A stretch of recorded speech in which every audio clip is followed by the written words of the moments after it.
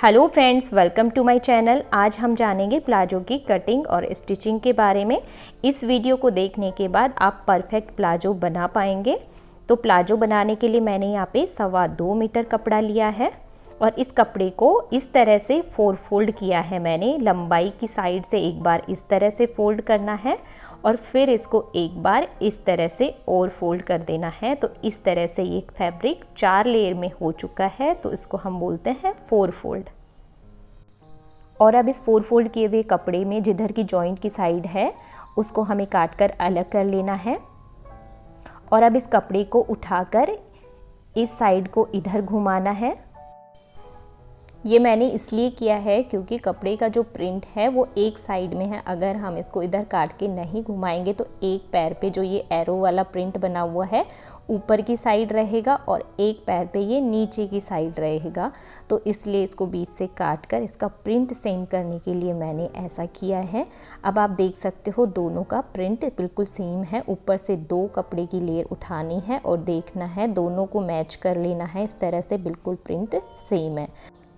और कपड़े को खड़ा करने के बाद अगर दोनों साइड से कपड़े का प्रिंट सेम होता है तो इस तरह से काट कर कपड़े को घुमाने की ज़रूरत नहीं है, आप डायरेक्ट ही कटिंग कर सकते हो।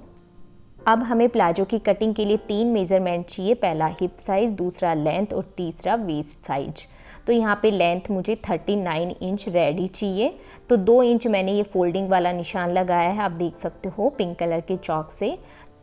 और इसके ऊपर से हमें प्लाजो की लेंथ का निशान लगाना है। तो हमें प्लाजो की लेंथ रेडी साइज़ 39 इंच चाहिए। तो यहाँ पे मैं 38 इंच में निशान लगा रही हूँ। वो इसलिए कि इसमें हमें 1.5 इंच का बेल्ट भी ऐड करना है, जिसमें हम लास्टिक डालेंगे तो वो हम अलग से ऐड करेंगे। तो 1.5 इंच वो हो जाएगा। तो 39 प्लस हाफ इंच होता है टोटल, और आधा इंच इसकी सिलाई में चला जाएगा। तो रेडी साइज हमें 39 इंच मिल जाएगा। तो यहाँ पे मैंने 38 इंच लेंथ पे निशान लगाया है। और अब इस निशान को हम इस तरह से सीधा कर लेते हैं। और अब इधर जिधर कपड़े की ओपन साइड है उस साइड से हमें 1 इंच का निशान लगाना है। इधर ऊपर से लेके नीचे तक लेंथ की साइड में इधर कपड़े की किनारी होती है, उसको हमें काट कर अलग करना होता है। अब इधर ऊपर की साइड हमें प्लाजो की चौड़ाई का निशान लगाना है, यानी हिप साइज के अकॉर्डिंग। तो यहाँ पे हिप साइज 38 इंच है, तो 38 का चौथाई होता है 9.5 इंच, और उसमें हमें 1.5 इंच प्लस करना है। तो 11 इंच पे एक निशान लगा देंगे। और अब हम निशान लगाएंगे इसके आसन का, यानी क्रॉच डेप्थ का। तो यहाँ पे आसन होता है हिप साइज का 4th प्लस 2 इंच। तो हिप साइज का 4th हुआ 9.5 इंच और प्लस 2 इंच करेंगे तो 11.5 इंच। अब मैं यहाँ पे 10 पे निशान लगा रही हूँ। 11.5 पे इसलिए नहीं लगा रही क्योंकि 1.5 इंच हम इसमें बेल्ट जोड़ेंगे ऊपर, यानी कि लास्टिक जोड़ेंगे। तो यहाँ पे मैंने 10 इंच पे निशान लगा लेना है। और अब इस निशान को ऊपर तक इस तरह से सीधा मिला देना है। और अब इधर से एक 1.5 इंच पर निशान लगाएंगे और उसको हम इस तरह से गोलाई दे देंगे। ये हमारे फ्रंट का आसन तैयार हो गया। और अगर हिप साइज 40 से ज़्यादा है तो आप इसको 2 इंच से लेकर 2.5 इंच तक कर सकते हो। और अब इधर नीचे की साइड हमें प्लाजो की चौड़ाई का निशान लगाना है। तो जितना हमने ऊपर की साइड हिप साइज का निशान लगाया था उतना ही हमें नीचे की साइड लगाना है। तो यहाँ पे मैंने 11 इंच पे निशान लगा दिया है। और अब इस निशान को स्केल से हमें आसन वाले निशान से इस तरह से मिला देना है। अगर आपके पास शेप पट्टी ना हो तो आप इसको स्केल से स्ट्रेट भी मिला सकते हो, बिल्कुल तिरछा करते हुए। अब हम बैक साइड की कटिंग करेंगे। तो बैक साइड का आसन होता है 2 इंच ऊपर उठा के। अगर दोनों साइड का हम आसन सेम रख लेंगे तो प्लाजो की फिटिंग परफेक्ट नहीं आएगी, बिल्कुल परफेक्ट प्लाजो नहीं बनेगा। और अब इस निशान को हमें तिरछा इस तरह से मिला देना है। पीछे के साइड का आसन बड़ा इसलिए होता है कि बैठने उठने में इसका खिंचाव महसूस नहीं होता। अगर हम सेम साइज का आसन कट कर लेते हैं फ्रंट और बैक का तो खिंचाव महसूस होता है। तो आप पीछे का आसन बड़ा रखिए। और अब इधर से हमें 1.5 इंच और बढ़ाना है। तो 1.5 इंच पर एक निशान लगा लेना है। और अब इस तरह से हल्का सा कर्व देते हुए हमें इसको मिला देना है इस तरह से। और अब हमने ये आसन भी तैयार कर लिया है, बैक साइड के आसन का निशान भी लगा लिया है। अब इसको हमें नीचे की साइड से मिलाना है, तो नीचे की साइड भी हमें 1 इंच बढ़ाना है। इस तरह से ऊपर की साइड हमने 1.5 इंच बढ़ाया था, नीचे की साइड 1 इंच बढ़ाकर स्केल से इस तरह से दोनों निशानों को मिला देना है। अगर सेब पट्टी ना हो तो आप सीधे स्केल से इस तरह से तिरछा भी मिला सकते हो। और अब इसकी कटिंग करते हैं। तो पहले हमें बाहर वाले जो निशान लगाए हैं बैक साइड के, तो उसको कट करना है। तो इस तरह से ऊपर उठा हुआ आसन है, आप देख सकते हो, उसको हमने कट किया है। बाहर की साइड जो निशान लगे हुए हैं उन्हीं पे से कट करना है पहले। और इधर की साइड भी जो 1 इंच का हमने निशान लगाया था उसको भी हम काट कर अलग कर देते हैं। इधर पर कपड़े की एक किनारी होती है तो उसको हमें काट कर निकालना है, उसको हमें सिलाई में नहीं लेना होता है।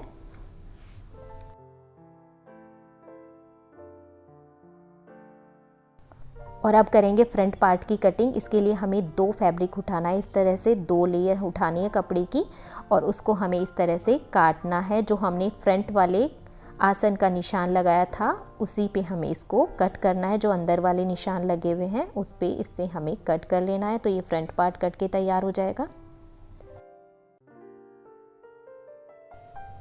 और अब ये प्लाजो की दोनों फ्रंट और बैक साइड दोनों कट कर तैयार हैं। अब बनाते हैं इसके लिए बेल्ट। तो बेल्ट हमें लास्टिक के अकॉर्डिंग काटनी होती है। तो लास्टिक की चौड़ाई यहाँ 1.5 इंच है, तो उसके अकॉर्डिंग हम बेल्ट की कटिंग करेंगे। और यहाँ पे हमारी हिप साइज के अकॉर्डिंग मैं यहाँ पे 23 इंच पे निशान लगा रही हूँ। कुछ थोड़ा सा एक्स्ट्रा कपड़ा लेके ही चलना है। और 4 इंच चौड़ा कपड़ा लिया है और यहाँ पे 23 इंच लंबाई में निशान लगाया है। और इसको कट कर लेती हूँ। ये डबल लेयर में है और इसको किस तरह से जोड़ना है वो मैं आपको आगे बताऊंगी। अब सबसे पहले हमें आसन की सिलाई लगानी है। इस तरह से दोनों आगे और पीछे वाले आसन की हम इस तरह से सिलाई लगा लेंगे 1/4 इंच कपड़ा दबाते हुए, यानी कि एक पैर की हम सिलाई लगा लेंगे। और ध्यान रहे जब भी इस आसन पे सिलाई लगाएं तो डबल लगाएं। एक बार सिलाई लगाने के बाद एक बार और सिलाई लगा दें, जिससे कि बिल्कुल पक्की सिलाई हो जाएगी।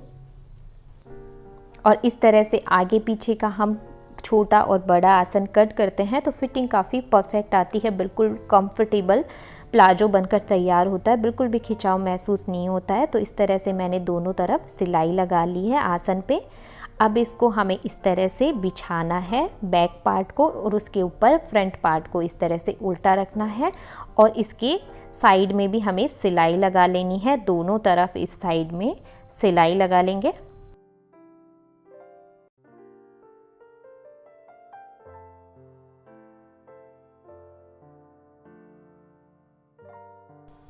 अब यहाँ प्लाजो के दोनों साइड्स भी मैंने सिलाई लगा ली है।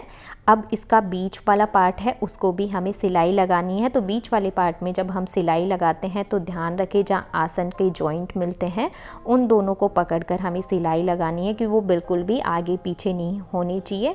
तो जो आसन का पॉइंट है बीच वाला उसको पकड़कर हमें सिलाई लगानी है। बीच वाले आसन के पॉइंट से ही हमें सिलाई लगाना शुरू करना है। तो दोनों पैरों की सिलाई लगाकर तैयार कर लेते हैं।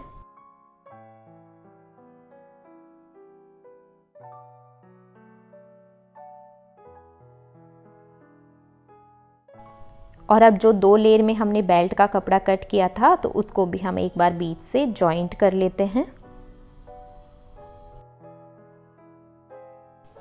अब इस प्लाजो की हम बेल्ट तैयार करेंगे। तो बेल्ट फिक्स साइज का तैयार करने के लिए इस तरह से हमें इसको पकड़कर दोनों आसन की बीच की साइड से पकड़कर इस तरह से नाप लेना है। तो यहाँ पे इसकी फिक्स साइज आ रही है 21.5 इंच, आप देख सकते हो। तो हमें टोटल 42 इंच की बेल्ट चाहिए। तो अब हम जो बेल्ट के लिए कपड़ा काट कर अलग किया था उस पर भी हम 42 इंच यानी कि 21.5 इंच पे निशान लगा लेते हैं और उस पर एक सिलाई लगा लेते हैं, जिससे बिल्कुल फिक्स साइज की बेल्ट बनकर तैयार हो जाएगी। और इसका जो एक्स्ट्रा कपड़ा है उसको हम काट कर अलग कर देते हैं। और अब प्लाजो को भी हमें उल्टा रखना है और उसके ऊपर से हमें बेल्ट को भी उल्टा इस तरह से रखना है। और इसके चारों तरफ एक सिलाई लगा लेंगे, एक पैर की सिलाई, यानी 1/4 इंच कपड़ा दबाते हुए हम एक सिलाई लगा लेंगे।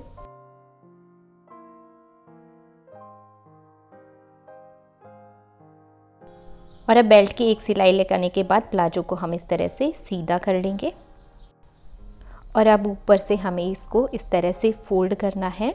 यहाँ पे 1.5 इंच का इलास्टिक डालना है, तो 1.5 इंच चौड़ाई में हमें इसको इस तरह से फोल्ड करना है और चारों तरफ एक सिलाई लगा देनी है।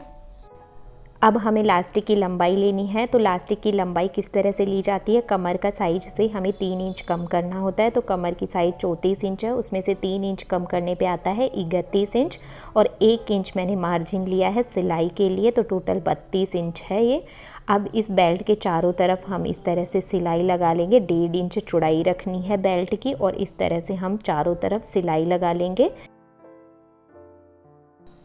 और लास्ट में इस तरह से थोड़ा सा भाग हम खुला रख लेंगे जिधर से कि इलास्टिक डाल सके हम। और अब सेफ्टी पिन की हेल्प से हम इलास्टिक को इसमें डाल लेंगे और उसके बाद हम 1 इंच का हम इसमें सिलाई लगाएंगे। तो 1 इंच इलास्टिक को दूसरे इलास्टिक के ऊपर रखेंगे इस तरह से और उसके ऊपर एक सिलाई लगा देंगे। इसके पहले मैं पिन से इसको सिक्योर कर देती हूँ। अब इलास्टिक के ऊपर 3-4 सिलाई लगा देंगे और अब बेल्ट का जो ये खुला हुआ हिस्सा है जो इलास्टिक डालने के लिए छोड़ा था, उसको भी हम सिलाई लगाकर बंद कर देंगे। अब इसमें इलास्टिक डालने के बाद बीच में एक और सिलाई लगानी होती है, तो उससे पहले इस तरह से इलास्टिक को खींचना है जिससे कि चारों तरफ कपड़ा इक्वल हो जाए और उसके बाद इसके बीच में एक सिलाई लगाएंगे। तो इस तरह से दोनों तरफ से खींचते हुए बीच में एक सिलाई लगा देनी है चारों तरफ। और अब जो नीचे की साइड 2 इंच का फोल्डिंग का निशान लगाया था, तो उसको मैंने इस तरह से फोल्ड करके प्रेस कर लिए जिससे फोल्ड करने में आसानी रहती है, इक्वली फोल्ड हो जाता है आसानी से। तो इसके ऊपर हम सिलाई लगा लेंगे।